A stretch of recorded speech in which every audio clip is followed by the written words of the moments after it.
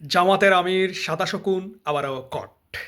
21শে ফেব্রুয়ারি মাতৃভাষা দিবস উপলক্ষে শহীদ মিনারে ফুল দিতে গেলে বেরসিক সাংবাদিক সাদা শকুনকে উল্টাপাল্টা প্রশ্ন করে মাথার মগজ বিগড়িয়ে দেয়।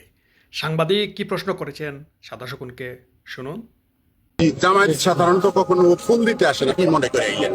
এখন ওকে জামাত এটা না জায়েজ মনে করে? আপনি এই প্রশ্ন কেন আজকে করছেন? এই ধরনের একটা পবিত্র মুহূর্তে এই ধরনের প্রশ্ন না করাই ভালো। সাদা শকুনকে প্রশ্ন করলো, এবার কি ফুল দিতে আসাটা জায়েজ হয়ে গেছে? বলে না, এগুলো পবিত্র একটা দিনে এগুলো কী সব প্রশ্ন করেন? হ্যাঁ, না না, এখন জায়েজ, এখন সব কিছু জায়েজ। প্রধানমন্ত্রী হইলে আরও সকাল যেত, সকাল 5টা থেকে গিয়ে বসে থাকতো। এখন সব কিছু যায় জামাতের কাছে। জায়েজ আর না জায়েজের কোনো এখানে কিছু নাই। আপনারা বুঝেন না কেন? এখানে মানে আমি যেটা বলবো জামাতের আমির হিসাবে, সেটা যখন তখন জায়েজ হয়ে যাবে, যখন তখন আসমান থেকে ওহি নাজিল হয়ে যখন তখন সেটা নাজিল হয়ে জায়েজ হয়ে যাবে। সেটা আপনাকে আপনি প্রশ্ন করবেন কেন? মানে ওইখানে জামাতের আমির উপস্থিত হয়েছেন মানে হচ্ছে জায়েজ, উপস্থিত হওয়াটাই জায়েজ। আপনারা বুঝেন না কেন? হ্যাঁ, সাংবাদিক আপনি ভাই একটু রোমান্টিক হন, ভাই একটু রোমান্টিক হন, ঠিক আছে?